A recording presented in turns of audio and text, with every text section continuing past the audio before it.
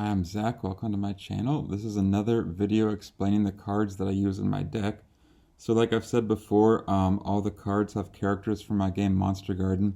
You can find the game on Steam and Itch, and you don't need to play the game or know anything about it to enjoy the readings, but I wanted to take a chance to just explain the meaning behind the cards and the characters so you can have a little better understanding of the readings.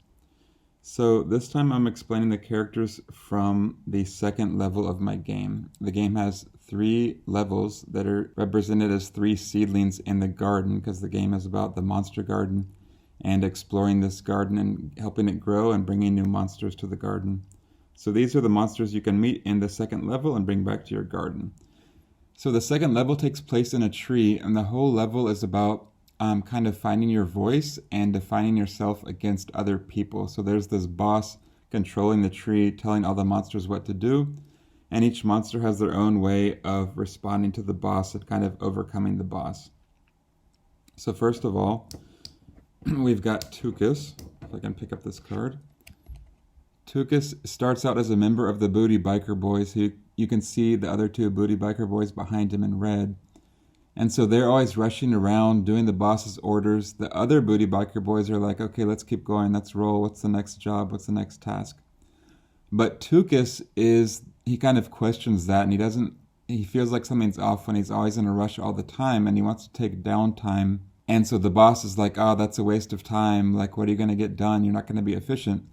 But Tookis's point is that he kind of wants to have this time where efficiency doesn't matter and where he doesn't have to be productive and just see what happens. It's kind of like taking downtime and rest time. Also kind of getting in touch with your inner child that was, living before this adult pressure to be fast and productive. All the boss and the other Booty Biker Boys kind of represent jobs and like adult world pressure to do stuff.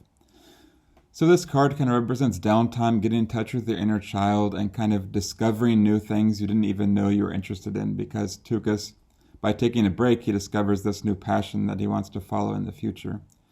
And so it can also represent starting a new project or a new skill, because in those early stages of doing something, you can't be efficient or productive when you don't even know what you're doing. That's just like a part of learning. At the beginning, you have to make mistakes and you're going to be so inefficient, but it's not like you need to feel bad about it. It's just how you're going to be. In reverse, it could mean that maybe in your current position you're not able to take this downtime enough, or that you're just in need of some downtime and not always rushing around, or that you need to let yourself discover some new things about yourself by having this downtime. Like the kind of hidden message is that by having this quote-unquote pointless, inefficient downtime, you can actually discover a new passion or skill that in the future could be extremely useful or effective. So it's a kind of interesting, complex card about downtime where you don't have to have any pressure, but secretly, like, it could lead to something new and amazing. So it's called Boy on a Journey because he kind of begins this new journey at the end. At first he's on a journey just to find a new way of being, and then he discovers that and begins a new journey with his new identity. So that's a really delightful card. A lot of people love that character. And then we've got Roofy. Roofy says ride the wild. So this is a monster who is like pent up with this intense, anxious, excited energy. It's just wound up with pent up energy. It doesn't know what to do with. So in the case of this monster, you kind of want to get him more and more wound up until he just gets a burst of energy that carries him all the way to the boss to confront the boss.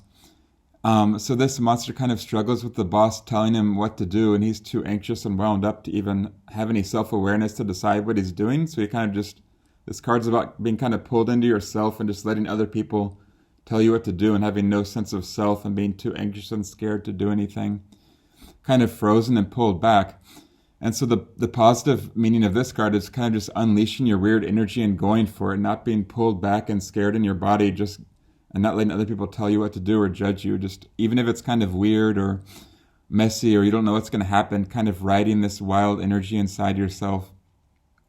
So it's a really nice card of like self-acceptance and not judging yourself and really going for it.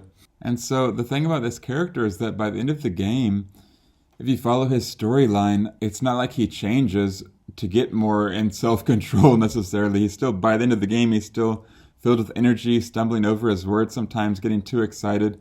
But the point is that he finds people who accept and embrace and encourage him in that state instead of telling him, no, you're bad, Roofy, which is what the boss does.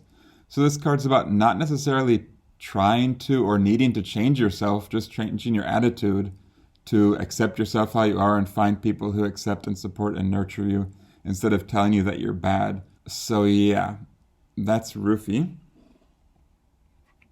Then we've got Mel. Mel is the revolutionary monster. It says revolution time. So Mel is the most adamantly against the boss. The other monsters are kind of struggling to cope with how they deal with the boss, but Mel is just like, bosses are bad, monsters should do as they please, no one should tell monsters what to do, we should stand up for ourselves and rise up. So this is a very direct and confrontational monster. And if you kind of, at first it's kind of one-sided, like bosses are bad, we're good, kind of divisive. And then if you follow the storyline, Mel kind of becomes a bit more recognizing that what is needed is something that works for all monsters and includes all the monsters, not just declaring some bad and some good. So Mel's a pretty straightforward monster, just standing up against things, putting your foot down. In a reading, it can recommend, putting your foot down and making even drastic changes. A revolution in your life in a good way to like change things to be healthier for you and healthier for other people. Actually, the point of the card is that it's making a revolution to make a system that works better for everybody, and that will also work better for you. It's kind of just demanding a better system to be in place. You can see Mel on the table giving a revolutionary lecture to other monsters in the picture. Then the final character, this is kind of a secret character in level 2, is Tifa. So she is a beautiful, mysterious poet that is just kind of floating along and letting beautiful poetry flow out of her mustache. But when you first encounter her, she's serving the boss. So the key aspect of this card is that she has so much mysterious, intuitive, unknown energy kind of from another world that she needs some kind of grounding base to kind of keep her grounded so that she can have this freedom to let her beautiful poetry come out. So at the beginning, like this tree is her grounding force, but it's kind of a toxic one with this boss telling her what to do. So she's kind of just unwillingly following the boss's orders and going along with it just to like get that part over and have a place in this tree. Kind of just going through the motions in a kind of toxic situation just to make sure she has somewhere she belongs that can be her grounding place. And so if you befriend her, then she comes back to the monster garden, which kind of represents a more healthy grounding place in her life where she can float freely and make her beautiful poetry in kind of a nurturing, stable base instead of this weird, toxic tree one.